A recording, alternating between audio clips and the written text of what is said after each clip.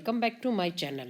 आज हम आए हैं दार्जिलिंग की सबसे ओल्डेस्ट बुद्धिस्ट मोनेस्ट्री में और यहाँ पर आने के बाद बहुत अच्छा लग रहा है।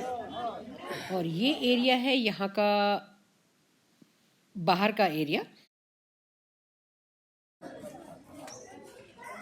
ये कुछ धुनी लगाई हुई है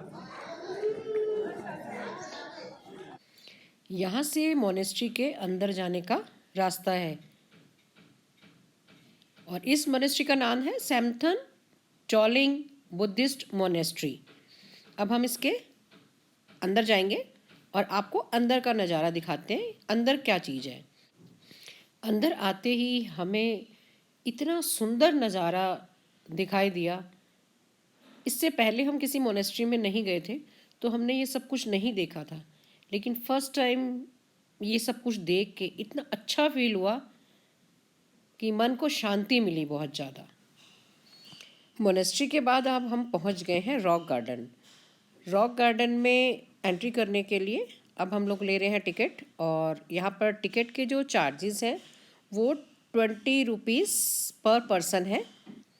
टिकट काउंटर से टिकट लेने के बाद अब हम लोग जा रहे हैं रॉक गार्डन के अंदर। और रॉक गार्डन के अंदर जाते ही वहाँ का नज़ारा देखने के बाद तो दिल खुश हो गया। एंट्री करते ही सबसे पहले वाटरफॉल नज़र आया।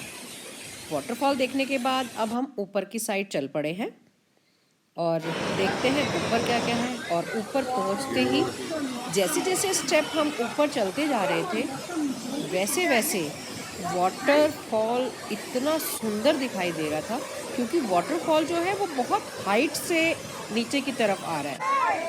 तो बहुत ही ऑसम व्यू है वहाँ का। और आसपास लोग बहुत ज़्यादा हैं। आए हुए लोग यहाँ से अपनी यादें लेके जाना चाहते हैं, तो इसलिए दार्जिलिंग की ड्रेसेस में लोग फ़ोटो क्लिक करवा रहे हैं और कुछ लोग खुद कर रहे हैं। और यहाँ पर बैठने के लिए भी अच्छा अरेंजमेंट है, क्योंकि ये बड़े ज़्यादा एरिया में बना हुआ है। तो बीच बीच में कुछ ऐसे पॉइंट्स बना रखे हैं कि जहाँ पर आप बैठ के आराम कर सकते हैं और उसके बाद फिर आप ऊपर की साइड को चल सकते हैं।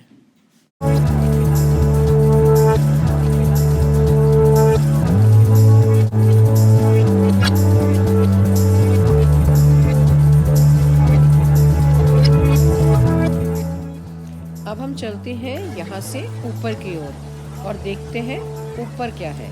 जैसे ही हम ऊपर पहुँचे देखते ही रह गए। झरना बहुत ही खूबसूरत था। इस झरने से गिरते हुए पानी की आवाज़ बहुत ही संगीतमय लग रही थी।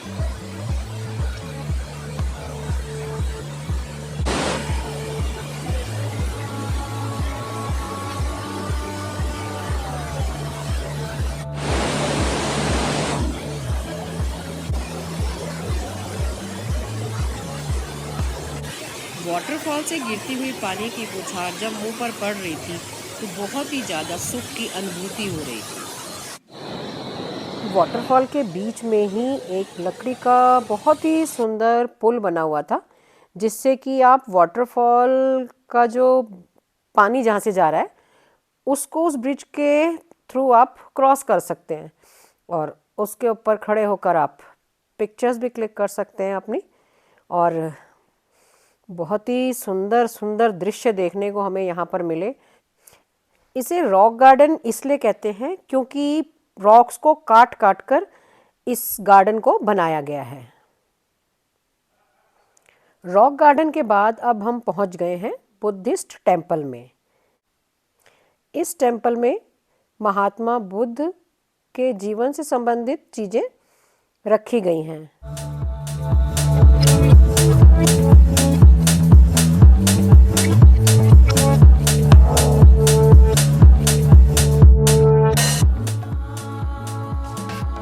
इसी के साथ है जैपनीज टेम्पल पीस पगोडा, जो कि वाइट कलर का राउंड शेप में बना हुआ स्तूप है।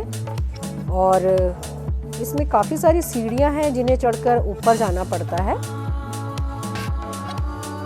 इन सीढ़ियों को चढ़ने के बाद काफ़ी बड़े एरिया में महात्मा बुद्ध के जीवन से संबंधित उनके जीवन चक्र के सारे पहलुओं को यहाँ पर दर्शाया हुआ है। गोल्डन कलर से बनी हुई है सारी मूर्तियाँ इसमें, और लकड़ी के ऊपर बहुत ही अच्छी नक्काशी भी करी हुई है और बहुत ही सुंदर लग रहा है ये सारा कुछ, क्योंकि ऐसी चीज़ें जो हैं वो बहुत ही कम देखने को मिलती हैं।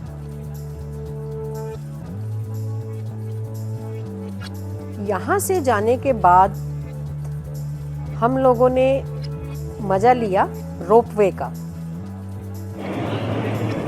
जहाँ से सारा दार्जिलिंग दिखाई दे रहा था। इसके बाद हम पहुँचे तिब्बतन रिफ्यूजीज सेंटर। तिब्बती रिफ्यूजीज जो हैं उनको यहाँ पर बसाया गया है।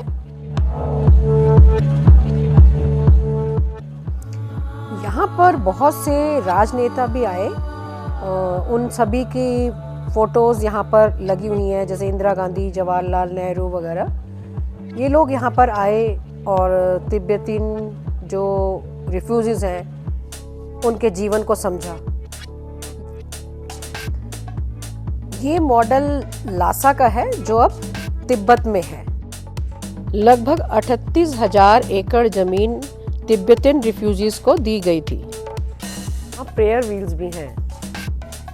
कहते हैं जितना ज़्यादा इसे घुमाओ उतना ज़्यादा पाप धुलते हैं, तो हमने सोचा हम भी थोड़ा अपने पाप धो लें। इसके बाद हम लोग गए जो हैंडीक्राफ्ट सेंटर है इनका। ये लोग भेड़ पालन करते हैं और उसी से यहाँ पर ये सारी चीज़ें बनाई जाती हैं और सेल के लिए लगी होती हैं।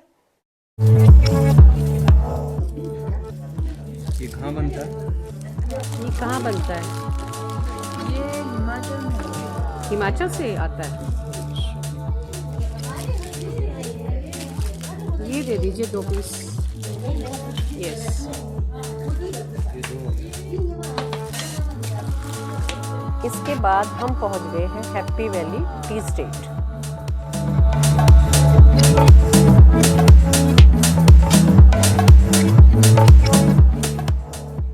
यहाँ पर सामने टी फैक्ट्री है।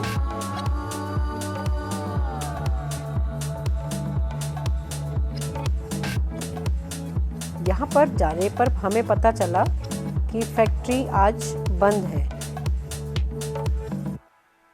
हमने तो पहले भी चाय बनाने का प्रोसेस जो है वो देखा हुआ है कि किस तरीके से चाय पत्ती बनती है, मगर हमने सोचा था कि आप लोगों को भी दिखा देंगे, मगर ये पॉसिबल नहीं हो पाया कि हम आपको चाय पत्ती बनाने का प्रोसेस दिखा पाते। चलिए, हम वो तो नहीं दिखा पाए, लेकिन चाय बागान तो हम आपको दिखा ही सकते हैं। ये देखिए, बहुत ही सुंदर, मतलब ऐसे लगता है चारों तरफ हरियाली ही हरियाली है। और आपको ये जानकर आश्चर्य होगा कि एक टी प्लांट की जो एज होती है वो 50 साल से भी ज़्यादा होती है।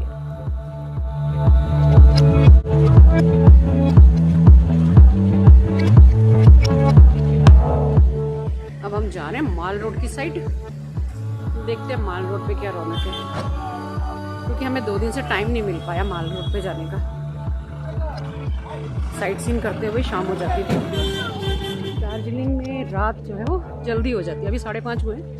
5:30 देखिए यहाँ पर क्या अंधेरा हो गया है। मॉल रोड का नज़ारा देखने के बाद तो दिल ही खुश हो गया। यहाँ पर कोई कॉन्सर्ट चल रहा था, जहाँ पर कि लाइव सॉन्ग्स चल रहे थे। वो सुनने के बाद तो पूरे दिन की थकावट ऐसे दूर हो गई मानो दिन में हम कहीं घूमने ही नहीं गए थे। आसपास खूब पब्लिक थी जो उस लाइव सॉन्ग का मज़ा ले रही थी और साथ साथ घूम भी रहे थे, क्योंकि शाम के टाइम पे मौसम जो था वो बहुत ही सुहावना होता है। हल्की ठंड के साथ घूमने का मज़ा तो दूसरा ही होता है।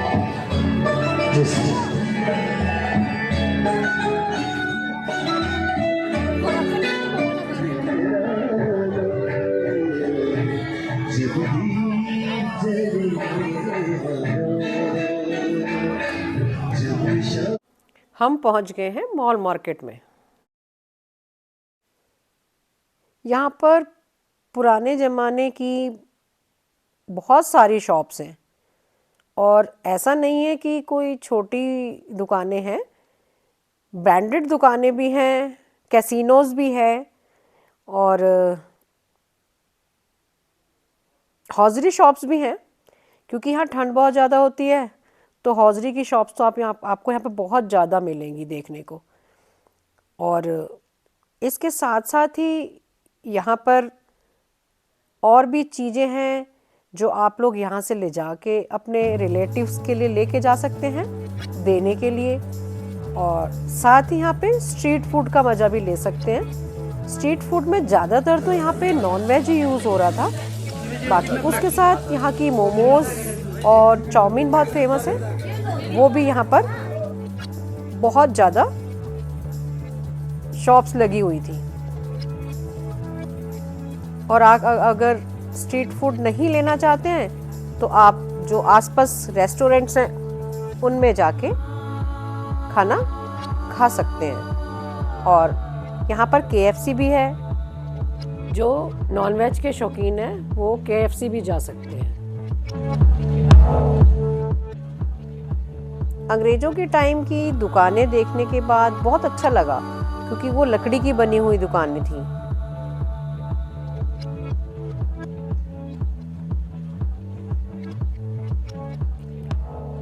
मॉल रोड घूमते घूमते नैनीताल, शिमला यहाँ की याद आ रही थी, क्योंकि वहाँ पर भी ऐसे ही रश होता है बहुत ज़्यादा।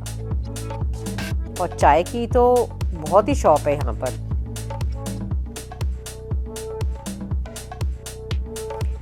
ये मॉल मार्केट की वो शॉप है जहाँ पर आपको छोटी मोटी आइटम से लेकर बड़ी बड़ी आइटम्स तक मिल जाएंगी अपने हाउस को डेकोरेट करने के लिए।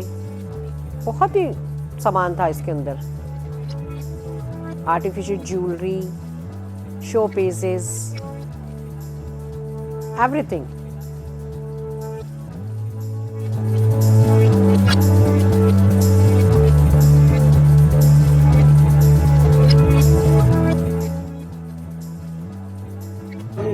मॉल रोड घूमने के बाद जब हम वापस जा रहे थे तो अभी भी वहाँ पर गानों का प्रोग्राम चल रहा था।